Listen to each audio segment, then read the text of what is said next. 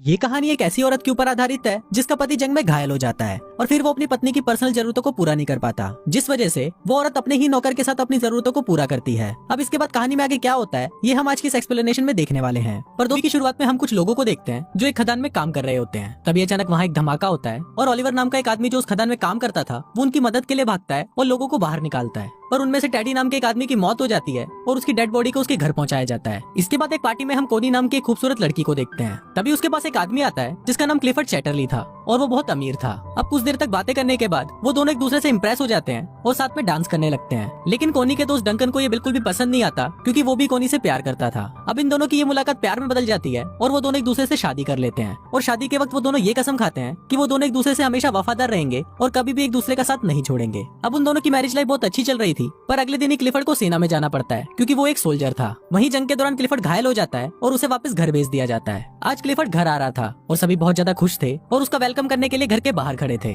Clifford को देखकर कोनी बहुत ज्यादा खुश होती है और तभी हम देखते हैं कि जंग में घायल होने के बाद क्लिफर्ड के पेट के नीचे का पूरा हिस्सा पैरालाइज हो जाता है। अब क्लिफर्ड अपनी हालत से लाचार था और वो सबको थैंक यू बोलकर अंदर आ जाता है। वहीं कोनी क्लिफर्ड को जिंदा देखकर खुश तो हो रही थी, पर वो भी अंदर ही अंदर बहुत दुखी थी। उनकी खुशियों भरी जिंदगी में कभी ऐसा मोड़ भी आएगा ये किसी ने सोचा नहीं था। इसी बात से दुखी होकर क्लिफर्ड खुद को मारने की कोशिश भी करता है, पर तभी कोनी उसे रोक लेती है और वो उसे विश्वास दिलाती है कि वो हमेशा उसके साथ रहेगी। अब इसकी दूसरी तरफ हम ओलिवर को देखते हैं जो अपनी मंगेतर को लेटर लिख रहा होता है। इस बार ओलिवर किसी खदान में काम नहीं कर रहा था, बल्कि इस बार वो जंग में था। कुछ दिनों बाद जब ओलिवर अपने घर आता है तो वो अपनी मंगेतर को किसी दूसरे आदमी के साथ देख लेता है और वो उससे बिना मिले ही वहाँ से चला जाता है। कुछ दिनों बाद ओलिवर काम मांगने के लिए क्लिफर्ड के पास जाता है। फिर जब क्लिफर्ड उससे बात कर रहा होता है तब उसे पता चलता है कि ओलिवर जंग में उसी के अंडर काम कर रहा था। क्लिफर्ड इससे काफी इंप्रेस होता है और वो ओलिवर को उनके पक्षियों का ख्याल रखने का काम देता है। अपाहिज होने की वजह से क्लिफर्ड अपने लिए गाड़ी खरीदता है और जब वो उसमें बैठकर घूमता है तो उसे लगता है कि मानो उसके पैर वापस आ गए हैं। फिर एक दिन वो कोनी के साथ ओलिवर के पास जाता है। ओलिवर जंगल में बने हुए एक कॉटेज में रहता था और पक्षियों की देखभाल करता था। वहाँ पहली बार कोनी ओलिवर को देखती है। वहाँ से वापस आते वक्त कोनी ओलिवर को इशारा देती है,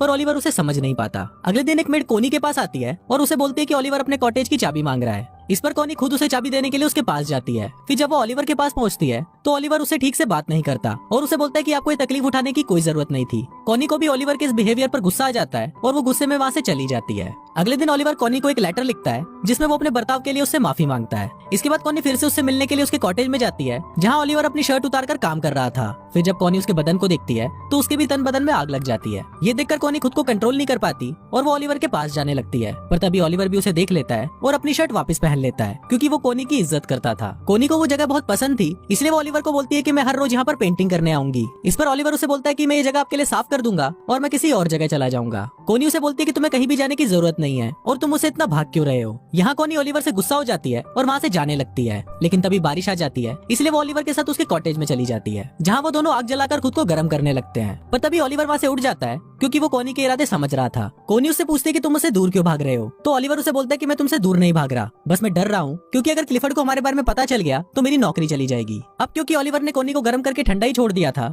इसलिए वो वहाँ से अपने घर चली जाती है। एक दिन कोनी क्लिफर्ड को बोलती है कि मुझे बहुत अफसोस है कि हमारा कोई बच्चा नहीं है। इस पर क्लिफर्ड उसे बोलता है कि मैं बहुत कोशिश कर रहा हूँ और वो अपने शरीर को ठीक करने के लिए उस पर करंट के झटके देने लगता है। क्लिफर्ड दर्द से बहुत चिल्ला रहा था और फिर जब आखिरी में कोनी से उसका दर्द देखा नहीं जाता तो वो क्लिफर्ड को रोक देती है। अब क्लिफर्ड इस काम में नाकाम हो गया था, इसलिए वो रोने लगता है। अब इसके अगले दिन कोनी जंगल में जाती है और वहाँ पर बैठकर एक डायरी पढ़ने लगती है, पर तभी उसे ओलिवर के काम करने की आवाज सुनाई देती है और वो तुरंत उसके पास चली जाती है। जहाँ पहुंचकर वो छोटे चूजों को देखती है और उनको देखकर रोने लगती है। उन बच्चों को देखकर वो अपने बच्चे को याद करती है जो शायद अब कभी भी पैदा नहीं होगा। अब कोनी को रोता हुआ देखकर ओलिवर उसके पास आता है और उसे गले लगा लेता है। अब ओलिवर भी कोनी को पसंद करने लगा था, इसलिए वो उसे अपने साथ अपने कॉटेज में ले जाता है जहाँ वो दोनों घपाघप करते हैं। अब कोनी पूरे दिन ओलिवर के साथ ही रहती है और फिर जब शाम होने को आती है तो ओलिवर उसे घर छोड़ने उसके साथ जाता है। जाने से पहले कोनी ओलिवर से पूछती है कि तुमने जो किया है क्या तुम्हें उसका कोई पछतावा है, जिस पर ओलिवर उसे बोलता है कि नहीं, मैं तुमसे प्यार करने लगा हूँ और अब तुम सिर्फ मेरी हो। उसी रात बहुत तेज तूफान आता है और बादल गरजने लगते हैं। ओलिवर को कोनी की बहुत याद आ रही थी, इसलिए वो बहुत ज्यादा दारू पी लेता है। वहीं कोनी की नींद भी उड़ जाती है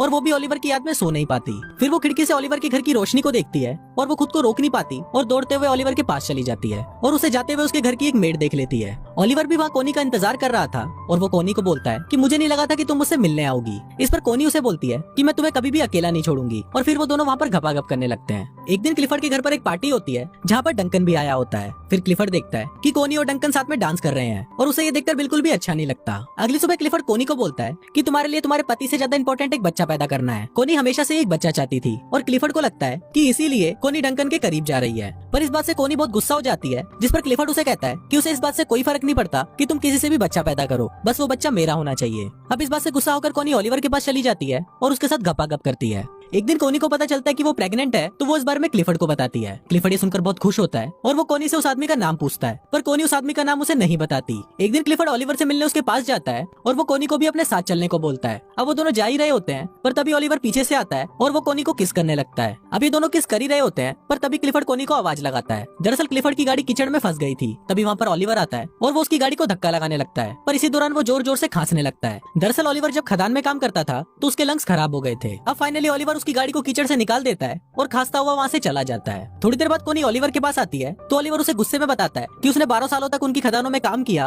और अपने लंग्स खराब किए और इसके बाद उसे जंग के लिए फ्रांस भेज दिया गया। वो बोलता है कि मेरी लाइफ तुम लोगों जैसी नहीं है, इसलिए तुम अपने पति के पास चली जाओ। अब एक दिन कोली की मेड मिस बोल्टन ओलिवर के कॉटेज में आती है, जहाँ उसे कोनी की डायरी मिलती है और उस डायरी को देखकर उसे समझ आ जाता है कि कोनी के पेट में जो बच्चा है वो ओलिवर का है। एक दिन क्लिफर्ड आने वाले बच्चे की खुशी में अपने घर पर एक पार्टी रखता है, पर तभी वहाँ पर मिस बोल्टन आती है और वो क्लिफर्ड को बता देती है कि कोनी के पेट में जो बच्चा है वो ओलिवर का है। फिर जब कोनी क्लिफर्ड से मिलती है तो क्लिफर्ड उससे बहुत नाराज हो जाता है। इसके बाद कोनी मिस बोल्टन के पास जाती है और उससे पूछती है कि तुम्हें ये बात किसने बताई, पर इस पर मिस बोल्टन उसे कुछ नहीं बताती। अब कोनी को लगता है कि शायद मिस बोल्टन को ओलिवर ने बताया होगा, पर मिस बोल्टन उसे बोलती है कि उसने उसे कुछ नहीं बताया। अब इस पर कोनी रोने लगती है और वो उसे बोलती है कि मैं ओलिवर से बहुत प्यार करती हूँ। फिर मिस बोल्टन उसके पास आती है और उसे माफी मांगते हुए बोलती है कि जल्दी ओलिवर के पास जाओ वरना तुम्हारा पति उसे मार देगा। ये सुनकर कोनी भागते हुए ओलिवर के आउट हाउस में जाती है और देखती है कि वहाँ पर कोई नहीं था। ये देखकर कोनी रोने लगती है, पर तभी वहाँ पर ओलिवर आ जाता है और उसे देखकर कोनी उसे गले लगा लेती है। इसके बाद हम देखते हैं कि कोनी क्लिफर्ड के घर पर आती है, जहाँ कोनी उसे डिवोर्स मांगती है, पर क्लिफर्ड उसे मना कर देता है और ओलिवर को बुलाने के लिए बोलता है। पर फिर जब ओलिवर वहाँ पर आता है तो वो दोनों आपस में बहस करने लगते हैं और फाइनली कोनी और ओलिवर क्लिफर्ड के घर को छोड़कर चले जाते हैं। उनके जाते वक्त क्लिफर्ड वहाँ पर आता है और वो कोनी को तलाक देने के लिए मान जाता है। अब कोनी और ओलिवर क्लिफर्ड से बहुत दूर चले जाते हैं और हमेशा हमेशा के लिए साथ रहते हैं और कुछ इसी तरह से ये फिल्म यहीं खत्म हो जाती है।